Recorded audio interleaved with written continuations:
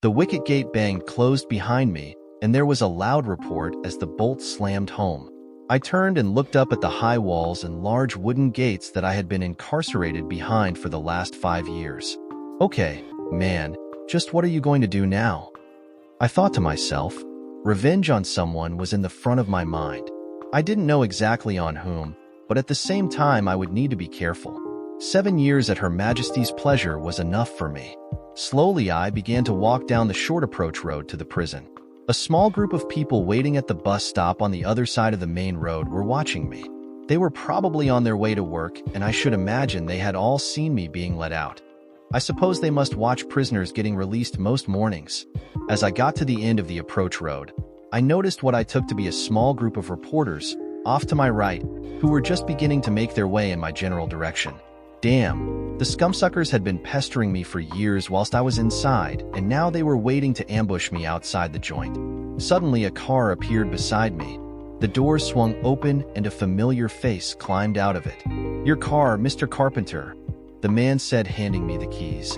"I'd say you could do with getting out of here a bit snappy-like," the man said, gesturing in the direction of the approaching reporters with his eyes. "There's £500 cash in the glove box, with a mobile phone and your luggage in the boot. Ronnie's waiting at the cottage. He asked if you'd please give him a ring if you decide to spend the night elsewhere." "Cheers, Ralph," I said, sliding into the driver's seat. There was no time to adjust the damn thing. I took off as quickly as I legally could. I wanted away from those damned reporters, but I had no intention of upsetting the local constabulary. Swinging out onto the main road, I headed west away from the city, varying my speed after I got out onto the motorway to check whether I was being followed. It didn't take me long to spot the car, a little white one with a single occupant. "Damned reporters," I said to myself out loud as I turned into a motorway service area. This one I intended to scare the shit out of and tell them where to get off. I pulled into an empty area of the car park and waited for the trailing car to follow me in. Surprisingly, it stopped quite close to me. Then I got out and walked over to it. As I got nearer to it, I was even more surprised to discover that there was a woman in the driving seat. "Now look here, lady. I've got nothing to say to any bleeding reporters. You bleeding scumsuckers tried to hang, draw, and quarter me. What gives any of you the idea that I'd want to speak to you now? Just piss off and leave me well alone." The woman sat there with a curiously neutral expression on her face all during the little tirade that I delivered in just about the angriest sounding tone of voice I could muster. Then I turned and stomped away from her car towards the cafeteria. Look, I was a convicted murderer. I was trying to look the part to frighten her off, but apparently she didn't frighten that easily. I just sat down with my cup of coffee when she slipped into the seat opposite me. "Mr. Carpenter, first I need to tell you that I'm not a reporter. Secondly, I think I can help you, and I really need you to help me. Will you please listen to what I have to say?" I looked at her closely. Oh, the look was meant to worry her somewhat. But the look I got back told me she wasn't in the least bit intimidated or afraid of me. I'd say she was about 35, with just about everything of the right proportions and in all the right places, if you know what I mean. Come on, I'd been in the bleeding slammer for 7 years. I was going to notice that kind of thing. Okay, shoot, let's have your spiel and then you can leave me alone. All right? I said after trying to stare her out, failing miserably. She nodded as she reached into her handbag and pulled out a little folder, just like some of the coppers keep their ID in. Shit, she isn't a bleeding copper, is she? I thought to myself. With a deft flick of the wrist, she opened the little folder. Helen Caffrey, British and International Mutual Insurance, it said on the card, alongside an extremely unflattering photograph of her. "You're wasting your time with me, girl. I've got nothing left to insure. What my missus didn't take in the divorce, she's had in child support and alimony. No, Mr. Carpenter, I don't sell insurance. Technically, I'm a loss adjuster. So, I haven't lost anything that I was insured against. You know there aren't many people who think to insure themselves against false accusations of murder. You did plead guilty, Mr. Carpenter. I didn't have much choice on that one, lady. Those bleeding coppers had me stitched up like a turkey at Christmas. They'd planted so much evidence that, if my mother had been on the bloody jury, she'd have convicted me. No, with the way those arseholes had me stitched up, if I'd kept pleading innocent, the scumsuckers would have me locked up forever. It's all to do with repenting your sins, or some such FING crap like that. So are you now saying that you were framed and didn't kill Mary Simmons? I'm not saying anything. I'm on parole, you know. Yeah, maybe you do know that. Have you been sent to try and stitch me up as well? Mr. Carpenter, look, my name's Helen. May I call you John? Call me what you like. It doesn't change anything. John, have you got time to listen to a story? Go on then. Young lady, I'm listening. For the moment. John, my father was a loss adjuster and he taught me the business. Do you know what loss adjusters actually do? Yeah, they come to look at the damage when you make a claim and then try to wriggle the insurance company out of paying out on it. Well, I suppose it could look that way from some people's perspective. But really my job is to make sure that the claim is genuine and people aren't trying to rip off the company. That's what I said, didn't I? The companies figure every claim is somebody on the fiddle and it's your job to prove them right. I somehow don't think we're going to find any common ground on that, Helen finally said. You've got that one right, girl. Helen gave me a frown. I was quite pleased with myself. I'd found her Achilles heel. She didn't like being called girl. Quite a lot of women don't like that. John, some of us are specialists. We investigate claims that look suspicious or inflated. That's what our real job is. So what do you want with me? I ain't made any claims. The company my father and I work for carried a life insurance policy on Mary Simmons. Hey, what? And you think you can get the money back from me because I've been convicted of killing her? Well, you're out of luck on that one, baby. My missus made a pretty good job of cleaning me out. John, please be serious for a minute and listen to what I've got to say. Will you? It's important. Okay, shoot, girl. I won't interrupt again. William Simmons took out a massive insurance policy on his wife 6 months before she was murdered. Although he'd taken out a similar policy on himself as well, my dad was still suspicious about it for some reason. The company had to pay out when you were convicted of Mary's murder, but my father wouldn't leave it alone. William Simmons canceled his own policy just a few months after his wife was murdered, and my father didn't like that either. Well, Mary Simmons was a rich woman. When he got his hands on her money, I should imagine insurance was the last thing Bill Simmons was worried about. You knew the Simmons well? Not really, only through business. We handled some of Mary's company recruitment. Not much, because she was a good boss and the staff turnover was minimal. Look, John, my father always suspected that something was not right about what happened to Mary Simmons and you. Even after you changed your plea to guilty, he still wasn't convinced. What about you? Did you think I stabbed Mary Simmons in that hotel room? Well, to be honest with you, yes, at the time I did. But Helen suddenly stopped talking. But what? But my father wouldn't let it go. John, have you ever seen Columbo on television? Oh, yeah. I've watched a lot of Columbo over the last few years in the Nick. Nothing but repeats on the telly nowadays, and there wasn't much else to do. They don't like to let us dangerous murderers get bored.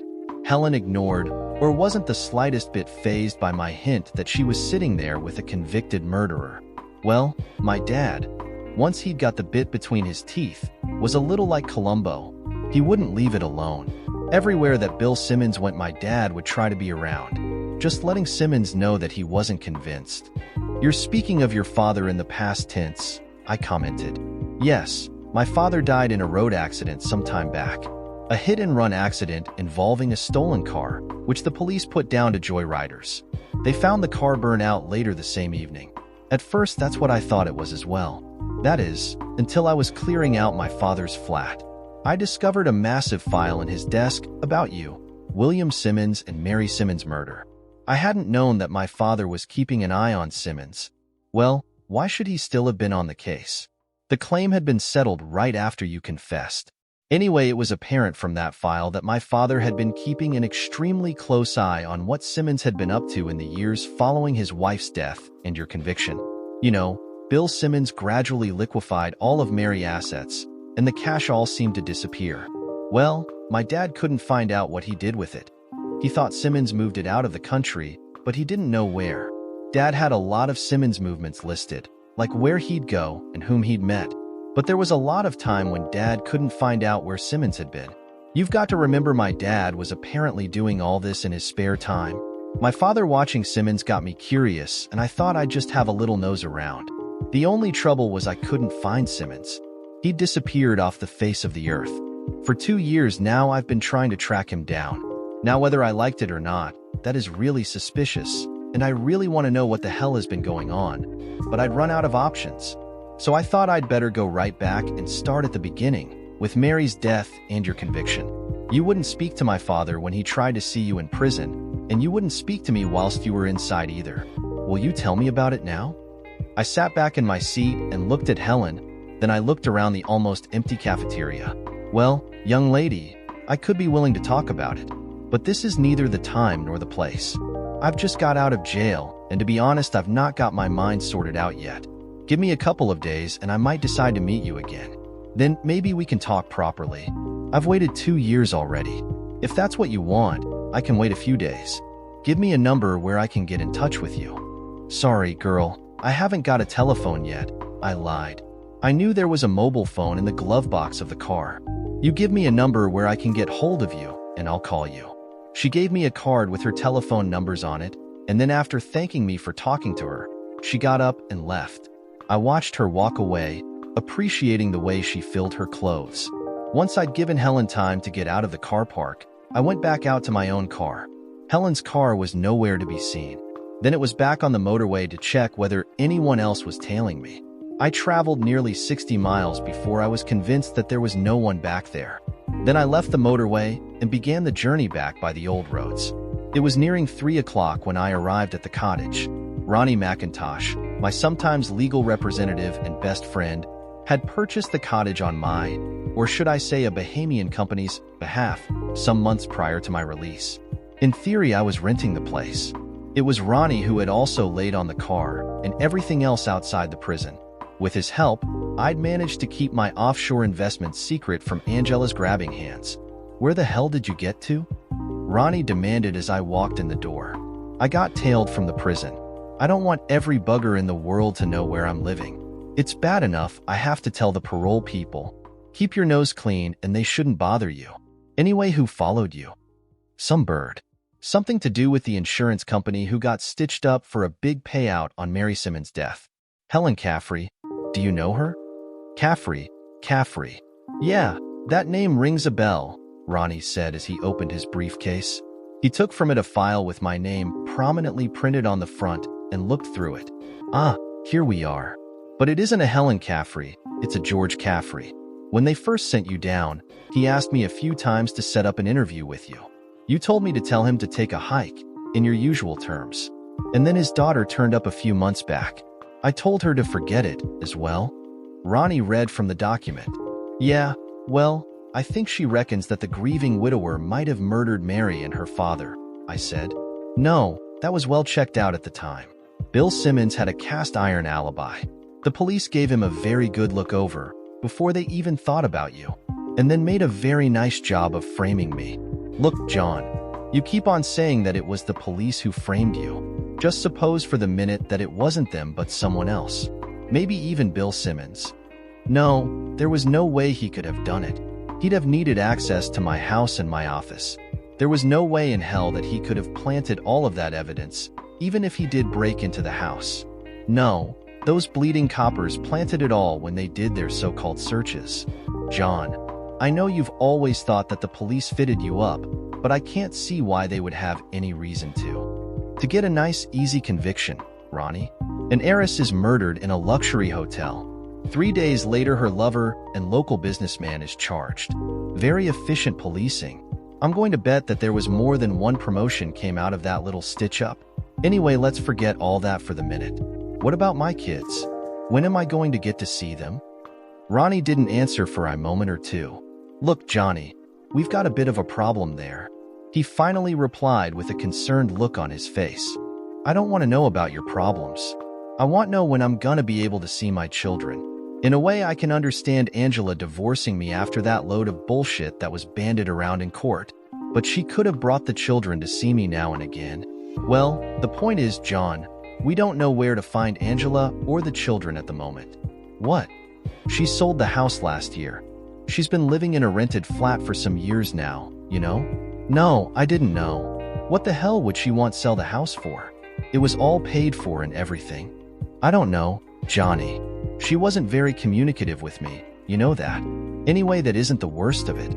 John, I sent Ralph round last week to arrange a visit for you with the kids and she'd gone. The flat was empty and there was no forwarding address. Why the hell would she do that? It's speculation, John, but you know she's got a court order banning you from contacting her directly or going within a mile of her residence. Perhaps she's frightened of you. You know you were a little vocal the last time you spoke to her. Well, didn't I have a right to be? She just told me she was going to divorce me because of my so-called affair with Mary Simmons. I'd expected my wife to believe me and stand by me. Ronnie, get the hell out of here and leave me to think about this, will you? I'll call you in a day or so when I've got my head straight and we'll talk then. In the meantime, find out where my bloody kids are. Before he left, Ronnie ordered me a Chinese takeaway to be delivered and told me all about the cottage, what days the housekeeper came, etc. When the meal finally arrived, I settled down to enjoy my first night of freedom with it and a bottle of scotch. I woke the following morning with the granddaddy of all hangovers. It didn't take me long to realize that I had been woken by the sound of a woman singing somewhere in the cottage. No amount of hiding under the duvet would dull the sound. Then quite suddenly she burst into my bedroom carrying a breakfast tray, which she placed on the table by the bed, and then she went over and drew back the curtains. I deduced all this from the sounds and the sudden brightness in the room that was clearly visible through the duvet that I was still trying to hide under. "Good morning, Mr. Carpenter. Now you get this down, you," the woman said as she unceremoniously pulled the cover from over my head. "The best thing in the world for a head like you must have this morning. Who the hell are you?" I managed to ask at the same time as I tried to make sure the lower half of my body was still covered. Before I went to prison, I'd not been one for wearing anything in bed, and I'd returned to the habit on my first night of freedom. "I'm Jenny, your housekeeper." "Now get this down, you," she said, almost pouring the very questionable-looking mixture in the glass she was holding down my throat. My God, what the hell was in that? It tasted awful, I said, after almost choking on the vile mixture. "A family secret, but you'll be feeling as right as rain in no time," she assured me. "Or dead," I retorted. It didn't kill my father, and he often drank more than one bottle of scotch a night, so it shouldn't do you any harm. "Now sit up. You'd better get this down you as well. You've got to keep your strength up," she said in a very strange tone of voice. Then she picked the tray up and placed it on my lap as I did so. "Oh my, got a little problem there, have we? Eat your breakfast, then give me a call, and we'll see what we can do about that before you have your bath." Jenny grinned at me. Now look, I'd been without female company for 7 years at least, and Jenny, now that I had time to have a good look at her, was all woman, in every sense of the word. Maybe a little old and on the buxom side for my liking, but beggars can't be choosers. And from the way she was talking, I got the impression that she was raring to go. Whilst I was eating, Jenny left the room. She returned after I'd called out to her. I've got to admit, I was gobsmacked to discover that she was stark naked when she entered the room. "What do you think? Do I pass inspection?" she asked, as she did a little pirouette before me. "Bloody hell, Jenny, that's one hell of a body you've got there," I replied. "Not bad for 45, is it? Pity my old man didn't appreciate what he had." I caught the scumsucker shagging the little tart of a barmaid from down the pub. "So now he gets none of it, and you can have all you want." "Well, within reason. I won't sleep over. I keep that bugger of a husband of mine on a tight leash nowadays." "Jenny, I'm beginning to suspect that you're a very wicked housekeeper."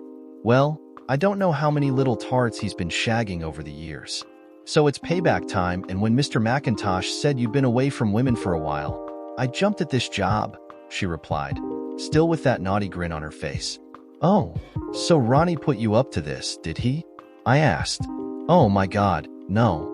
Mr. McIntosh was a perfect gentleman. I just thought a man who's been away from women for as long as you have would like a bit of female company on the side. Jenny, Ronnie McIntosh is a bleeding solicitor. The last thing I describe any member of that profession as is a gentleman.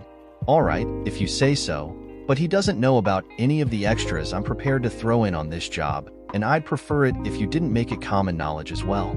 You have my word as a gentleman and an ex-con." But aren't you in the least bit worried that you are offering to climb into bed with a man who's been convicted of murdering his last lover? Pigs might fly first, John. You were never Mary Simmons' lover, and I very much doubt you murdered her. I'd stake my life on that. Hey, maybe I am staking my life on it. How can you be so sure? Well, now let's see why I believe that. Mary Simmons just happens to have been a member of the tennis club, where I happened to have a job as a cleaner at the time. Now, almost every guy in the club had eyes for Mary, as I remember. No disrespect to you, John, but there were some pretty fit guys there. You're not bad looking, but you never were Robert Redford. No offense taken, Jenny. But how do you know what I looked like back then? Newspapers and the telly, silly. Your face was plastered all over them. Anyway, I happen to know that Mary Simmons had a penchant for the young men. The younger the better, if you understand me, and normally 2 or 3 at a time. Oh, she was very discreet about it, but you can't hide that sort of thing from the staff.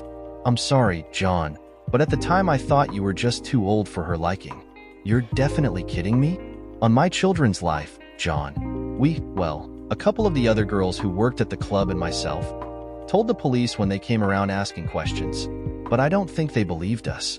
Who was going to believe that an upright citizen like Mary Simmons was gangbanging teenagers? And of course, the boys weren't going to say anything to the police. They were trying to hang her murder on just about anyone they could think of at the time. The youngsters just kept their heads down. Anyway, it's time we got your little problem sorted out. How many times can you get it up, by the way? Jenny asked, ripping the duvet completely off the bed. Oh my God, that's a nice big one. Much bigger than my old man's. I hope I can handle it all right, she said. It didn't take Jenny very long to achieve the desired result. She gave me possibly the best bee job I'd ever had in my life. But then it had been so long since I had experienced a bee job, I expect anything would have felt good that day. After she'd finished and swallowed the lot, a first for me, as bee jobs hadn't been Angela's favorite pastime. Angela would only stay down there long enough to get me ready for what she termed the main attraction. Then Jenny dragged me into the bathroom, where I discovered that I was the proud owner of a jacuzzi that Jenny had obviously filled whilst I'd been sleeping. I've always wanted to play in one of these things, Jenny said as we climbed in, and play we bloody did for the rest of the morning. I'm going to admit that it was the first time I'd ever shagged underwater. Not that I can say I'd go out of my way to repeat the experience if there was a decent bed nearby, but it was different. It turned out that Jenny wasn't far off, insatiable. After we'd had lunch, we shagged most of the afternoon away, before Jenny decided it was time for her to go home to her loving husband. Jesus, that was one dumb scumsucker she was married to. As I said, I thought that Jenny was a little on the old side for me to have a proper relationship with, but she was one bloody good sex machine. During the day, she had told me we could screw anytime I wanted. She claimed she didn't expect anything in return, except total discretion, and I promised her that. That evening, I went out to the village pub for a pint and a steak. Jenny had told me they served up reasonable ones there, and she hadn't been lying. Whilst I was there, I looked over the barmaid that Jenny had caught her husband rogering. I was even more convinced that he was a bloody fool. She looked and sounded like the village bike. I wouldn't have gone near her. The next morning, I awoke from an interesting dream to discover it wasn't a dream. Jenny was doing her hoovering act again.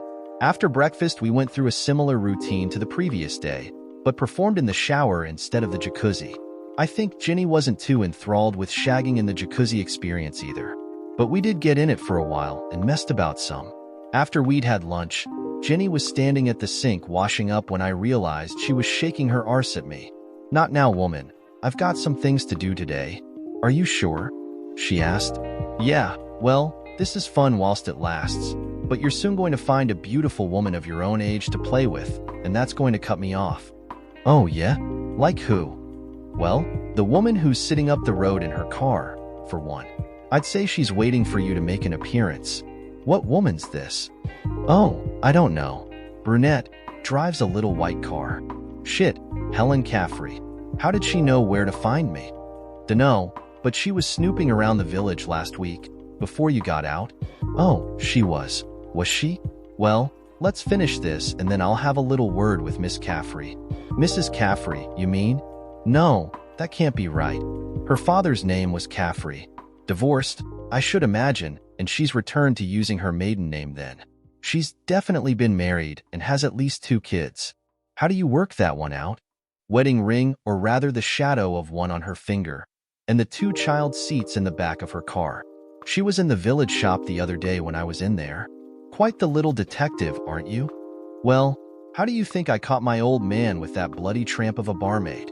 It opened my eyes and taught me to be a lot more observant, I can tell you. Anyway, stop talking and concentrate on what you're doing. I'm nearly there. We finished our exercise, and then I went to call Helen Caffrey on her mobile. But Jenny told me not to.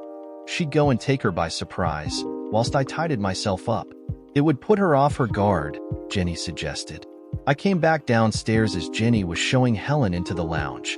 I followed them in, and Jenny went off to make some tea. Still following me around, are you? I asked as we sat down. John, I'm sorry, but I knew where you were going to live when I saw you the other day. I was just being handy for when you got around to calling me. I told you. I need you to tell me exactly what happened before you were arrested. All right, if you insist, but I should imagine most of it was in the papers. Reporters take a slanted view on things, John. You said that yourself the other day. Jenny came back into the room with the tea. Placing it on the coffee table, she made herself comfy in one of the other chairs. Helen gave her a quizzical look, then looked across at me. I looked at Jenny, who gave me a big smile in return. Look on me as an independent observer and a chaperone. You never know. I might have some words of wisdom to throw in as well, Jenny said. Actually, the chaperone part made sense. After all, I was a convicted murderer. Helen could say that anything had happened. Who was going to believe a convicted murderer? Okay, Helen, as you no doubt know, I ran an employment agency in the town at the time. Angela, my wife, was a stay-at-home mom looking after our 2 little ones. I knew Bill and Mary Simmons as clients. Mary's company would sometimes ask me to find both temporary and full-time staff for them. Angela and I had been to dinner with the Simmons on a couple of occasions, and we'd returned the invitations, but I wouldn't have called either of them good friends. On the contrary, they weren't really my type. A little on the stuck-up side for my liking. How did Angela get on with them? Helen asked. About the same as I did, I think. She did say a few times that she didn't like the way Bill Simmons looked at her. In the end, she told me she felt like he was undressing her with his eyes. Well, once Angela had told me that, I found reason to decline any further invitations from them. That was about it. And then one morning I heard on the TV news that Mary had been found dead in a hotel bedroom somewhere. It surprised me because there was a hint of something dodgy going on with Mary. Honestly, I wouldn't have thought Mary was the type to, you know. Well, the hotel wasn't that far from her house. The Simmons weren't big customers of mine, so beside the normal curiosity that everybody had as to what had happened, I wasn't really interested. Angela and I discussed it a little, as everyone would do when someone they know had been murdered, and that was it really. Then early in the morning a few days later, the police kicked my front door in and arrested me for murdering Mary. They had a search warrant for my house and office, where they claimed that they found all kinds of stuff that connected me with Mary Simmons. You know, receipts for hotel rooms, book matches from the same hotel, and they even claimed that they found my fingerprints on a glass and a champagne bottle in the room that Mary was killed in. The next thing I know, some little shit who worked at the hotel swore blind that he delivered the bottle of champagne to Mary's room and that he had seen me in there with her. Oh, and the chit for that bottle of champagne. The police claimed that they found it in the suit jacket pocket I'd been wearing on the day she was murdered. And my car's registration number was on the car park attendant's list, only he couldn't describe the car. He'd just written the number down. Well, that's about it. When we got into court, even I thought I sounded bloody guilty. Didn't you have an alibi or anything? Nope. I was in the office alone that night doing the wages for the month. Of course, the girls on my staff said that I was still doing them as they left, and that they were completed in the morning. But that didn't prove that I didn't slip out and murder Mary, then go back and finish the job. You've no idea how those receipts and things got into your pockets? Helen asked. Yeah, the bloody police planted them. That's the only answer. I replied angrily. I always get angry when I thought about those receipts and the fingerprints on that bottle of champagne. Somehow I can't believe that the police planted that evidence. Helen said. They must have. Who else would have the opportunity or the reason? Well, I suppose in your position I would have thought the same thing. And I should imagine that once you accused the police of planting it, you wouldn't have been flavor of the month with them, Helen commented. Or the judge. When I realized how well they'd stitched me up, I changed my plea to guilty, I added.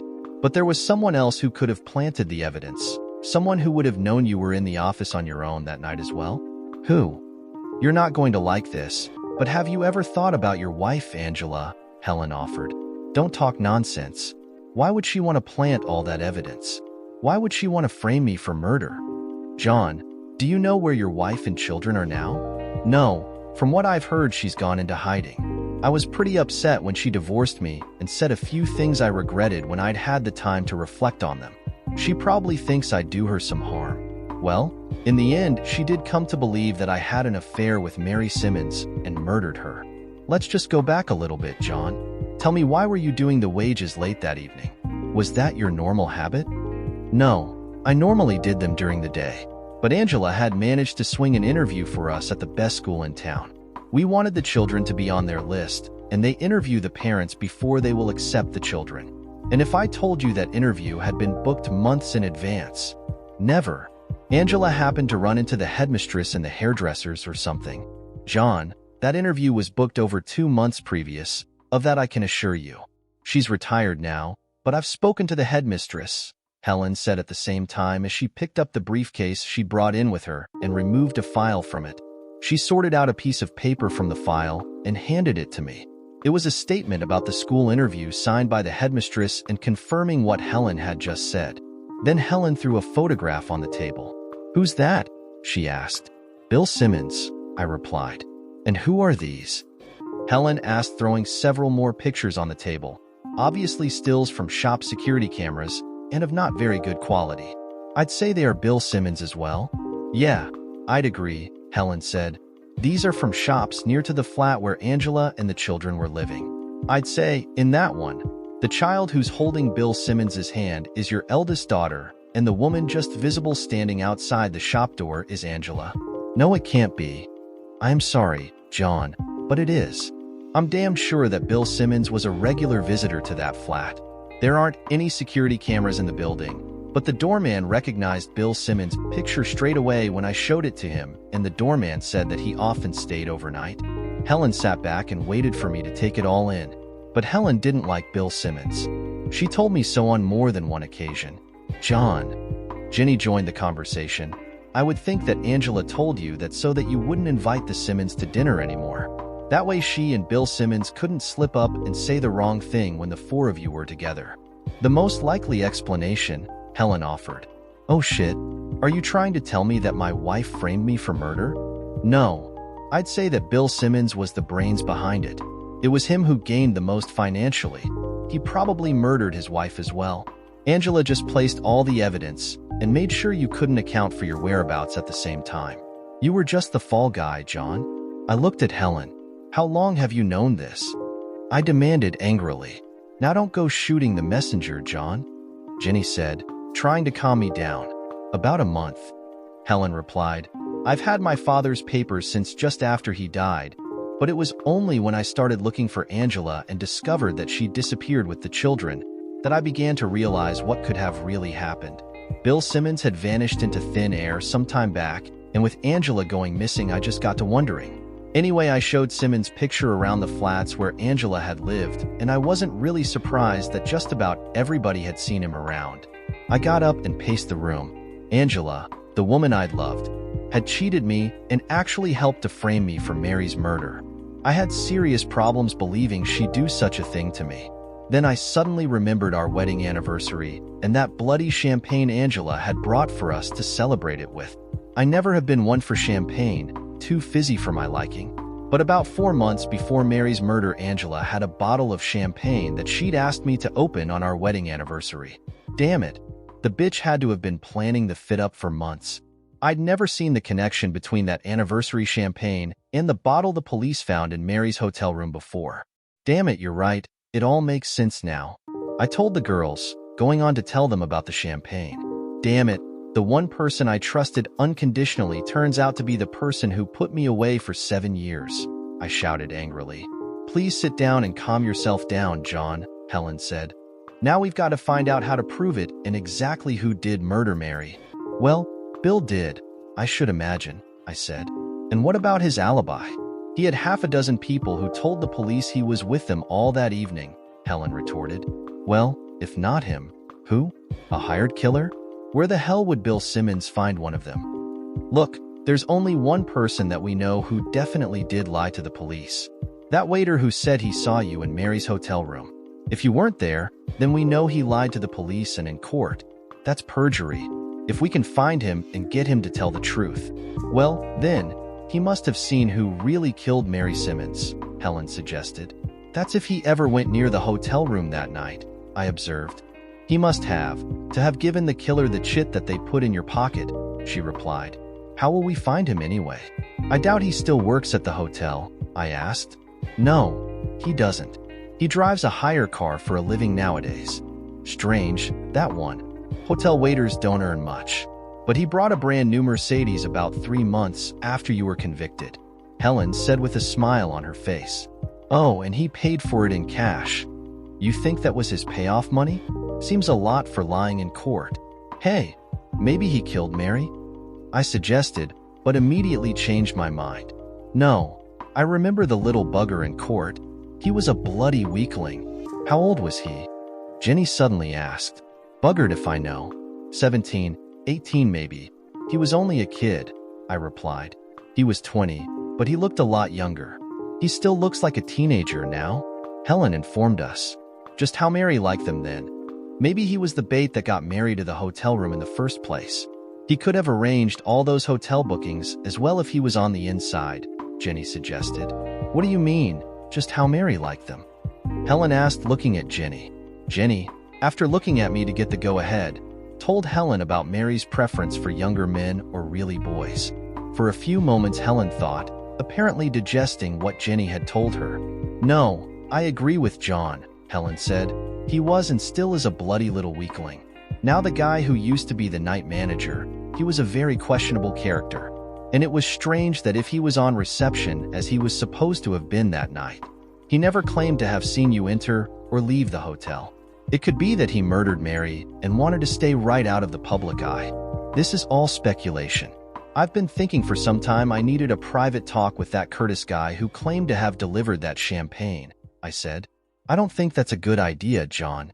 If you lose your temper with him, you could finish up back inside serving the full 12 years, Helen said. Leave the little sod to me. I've got a couple of friends who are very interested in all this, but you're going to have to hold your temper and be civil to them.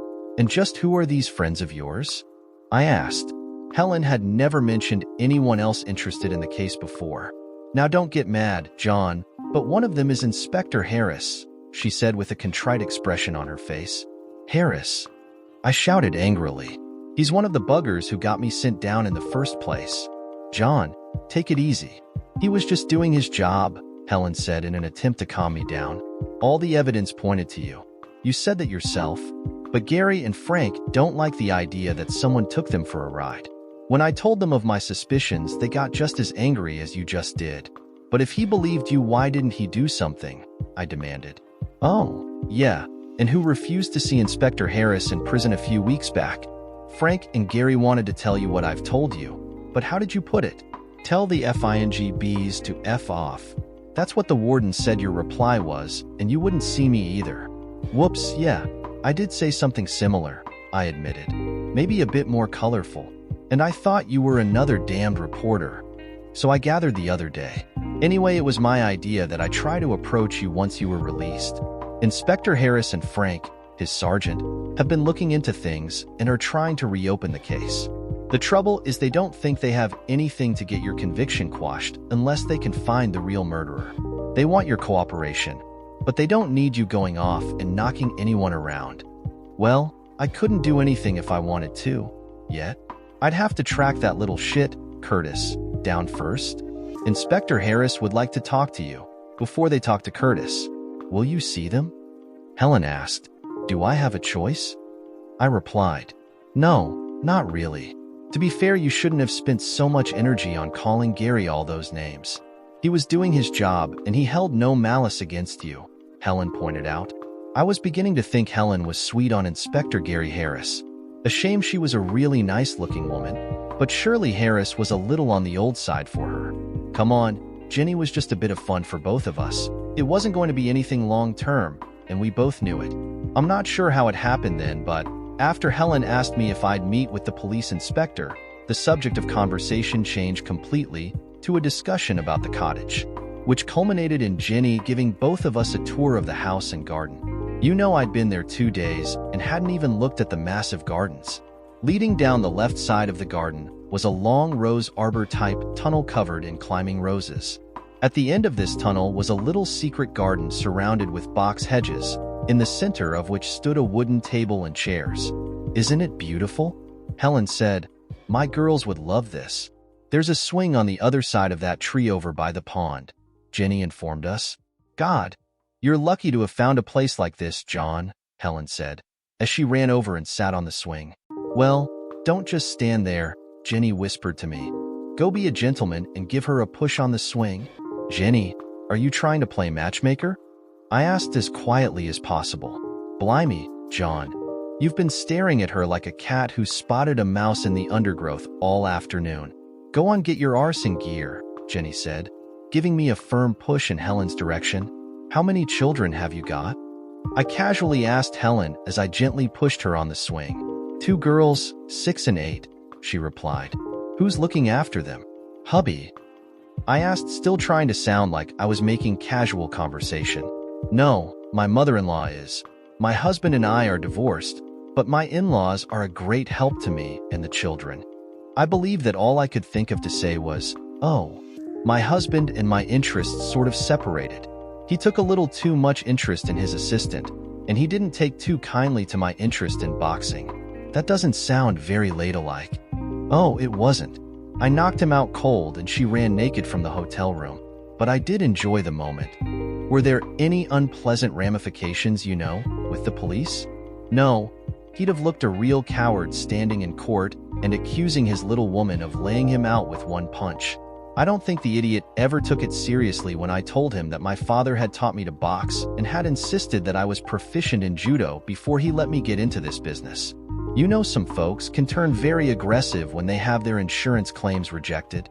"So your father made sure you could defend yourself," I said, smiling down at her.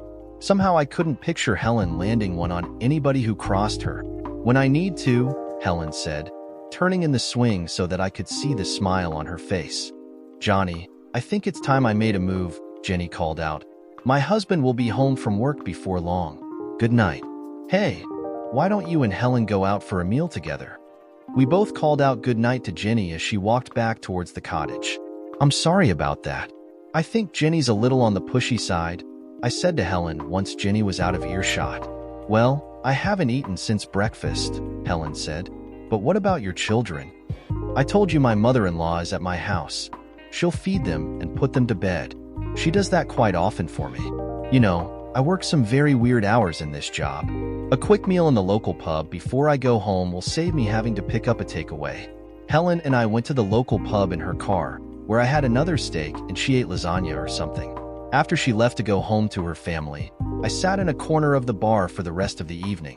Out of interest, I'm sure the little nymphomaniac behind the bar was trying to add me to the notches on her belt, but I ignored her. Unwelcome, welcome guests. Jenny didn't wake me in her usual fashion the following morning. I was suddenly aware of her shaking me.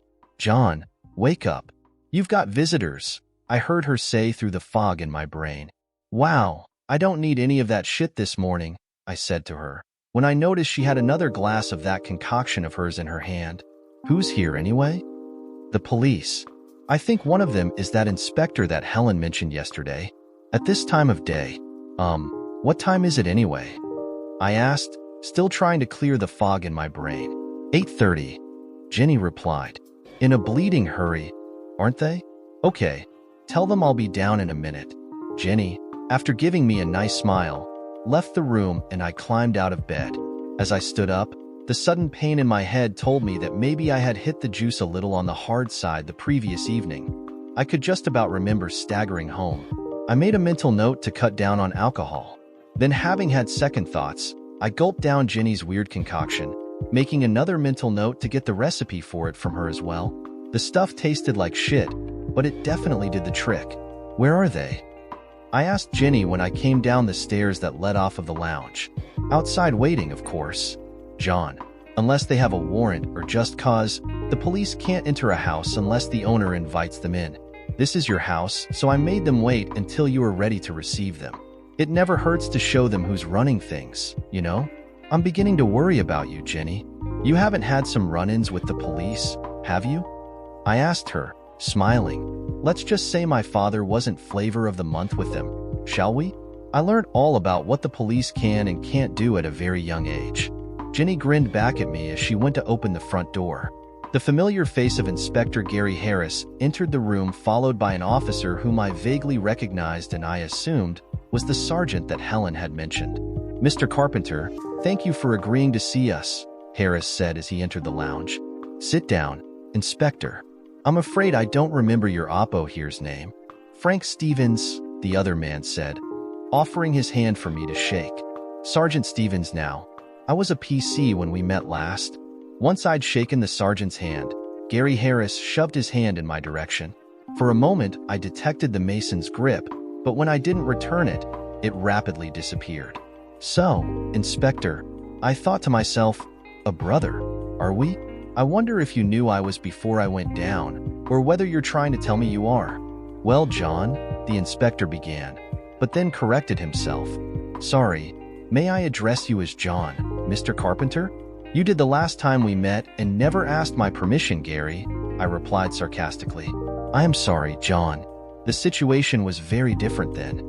Look, that was then and this is now. Helen, Ms. Caffrey has informed me of the investigations that she and her late father have been making. What I believed all those years ago is not necessarily what I believe now. Ms. Caffrey is convinced that Bill Simmons killed his wife and that your wife was instrumental in planting the evidence against you. I've come to believe that there is a possibility that she could be correct. A possibility? Is that so? I said sarcastically. John, I don't put people behind bars because I like the idea. I have to act on the evidence that is before me at the time. Now my trouble is that Helen has come up with certain information that leaves me to believe that someone could have fooled me and the courts. I don't like to think that someone pulled the wool over my eyes, and if they did, I intend to see that they go to prison for a long time. So you're not convinced I'm innocent then? I asked. John, to be honest with you, what Ms. Caffrey and her late father turned up has put your guilt in question, forgetting the trial for the moment, if we may. In my mind, you are just a suspect in the murder of Mary Simmons. Can you understand what I'm saying? Oh, so if you can't pin it on Bill Simmons, you're quite happy that I've just spent 7 years in the slammer, I replied. John, I can only act on the evidence. But there is something much more important than your guilt or innocence at stake here, Gary Harris said, with a very serious look on his face. Inspector Harris, what in the world do you think is more important to me than my conviction? What about the safety of your ex-wife and children? Harris asked. That statement by Harris really knocked the wind out of my sails. John, Frank Stevens carried on. If what Helen believes did happen and Bill Simmons did kill his wife, it stands to reason Angela must have helped him plant all that evidence implicating you. Now suddenly just before you come out, your wife and children have vanished into thin air. The inspector and I are concerned that Bill Simmons might get worried that you would put pressure on Angela to tell what she knows. John, what we've got to take into account is that, if Simmons did kill his wife for her money, what's to stop him killing again to keep the secret? I looked from one officer to the other, as what Sergeant Stevens had just said to me sunk into my brain. This was a completely different ball game, and something I hadn't in my wildest dreams contemplated. A sudden feeling of panic began to rise within me. Well, what the hell are you doing to find them? I demanded. Everything we can, John. I can assure you. Checks have been made at all airports and ports. We're pretty sure they haven't left the country, Gary Harris said, in an attempt, I think, to reassure me. What use is that? He's hardly likely to take them abroad before he kills them, is he? I replied, my anger still rising. Calm down please, John. We don't know that he is going to harm them. It's just something we have to take into account. We, or rather Helen, believes they are in hiding in the country somewhere. We'll track them down in the end, You can be sure of that, Harris said. John Hill. Miss Caffrey thinks they can't be too far away. Bill Simmons must have been living somewhere fairly close by when he was visiting Angela at the flat. We very much suspect that Angela and the children are staying at his place, Frank Stevens added. I had noted that, whilst trying to sound formal where Helen was concerned, both officers would refer to her by her Christian name when they let their guard down. There had been some undertone in Helen's voice that I'd picked up when she had mentioned Frank Stevens the previous evening. It wasn't a conscious thought at the time, but I was beginning to wonder whether there was something going on between them. Frank Stevens was a handsome guy and more Helen's age than Harris was. I can't see how you guys expect me to help. You know everything I know from those interviews we had years ago, and I've been the slammer ever since. Well, John, Harris said with an unusual tone to his voice, actually our hands are pretty well tied. But what Frank and I were thinking was that if we could put some pressure on Curtis, you never know. He might get scared enough to do some talking. And how do you intend to do that? I asked. As police officers, we can't really. But we could hint to Curtis that you have been going on about him lying in court and appear to be after him, Frank Stevens suggested. Well, shouldn't I be pissed with him? Generally, convicted felons don't go after the witnesses who gave evidence against them. If they told the truth in court, they might be fairly pissed off with them, but they don't generally go looking for them. The idea is we let Curtis know you're after his blood, and then you make a couple of appearances, Frank said. And that's supposed to scare him into telling you the truth? I asked. Well, not exactly, John, Harris said. What we expect Curtis to do is try to kill you. Do what? Where the hell would that little coward get the guts to kill me? We're pretty sure he's killed before, Harris announced. Who? That little wimp couldn't have stabbed Mary Stevens. No, that's not his style. Curtis likes to use cars. We're damn sure it was him who ran down Helen's father, Frank said. And do you know that Sheila Thomas was also killed in a hit-and-run accident? A stolen Ford again, the same as Helen's father. As a teenager, Curtis had a habit of taking Fords. It appears he finds them easy to nick. Holy shit, Sheila's dead? But that makes some sense. She was supposed to have been with Angela the night of Mary's murder. What do you think? Sheila looked after the children whilst Angela went to the hotel to get that bleeding chit for the champagne that you found in my pocket? Something along those lines. Look, John, we didn't just assume anything. I know you think we railroaded you, but we checked out everyone. Sheila Thomas assured us that Angela didn't leave the house until you got there. That's right. She was leaving when I arrived home that night. Well, it's more than a slight possibility that Sheila died because she knew that Angela had left the house, Harris added. And you think that Curtis drove the car that killed her? It's a possibility. Or more likely, we think he could have stolen the car and someone else drove it. Bill Simmons, for instance. Look, John, modern cars aren't all that easy to steal. Although actually they aren't too difficult either, if you know what you're doing. The odds on Bill Simmons knowing how to break into a car and being able to drive the thing away are pretty long. But to Curtis, a Ford is a piece of cake. The plan is we put the wind-up on Curtis. Then you show up and make sure he sees you. We thought it would be best if you book into a hotel near where he lives. We can clear that with your probation officer. There's no point in leading Curtis back here if it doesn't work. Then we sit on you and Curtis and wait to see what the bugger does. This all sounds a little dangerous to me. Jenny's voice came from the doorway. I'd almost forgotten she was still in the house. Jenny entered the room carrying a tray of teas. When she had put the tray on the table, she sat herself in one of the spare chairs. I'm not sure I like what you are planning, Jenny began. John, I understand that you're pissed off with Curtis, but are you sure it's a good idea to put yourself in the firing line like that? To be honest, Jen, I'm not too keen on the idea myself, but the only other option is for me to kick the shit out of the little prat, and I can't see Gary or Frank here letting me get away with that in a hurry, I replied. Now, that would put you back inside, Gary said. But, Jenny, I don't think John's going to be in any real danger.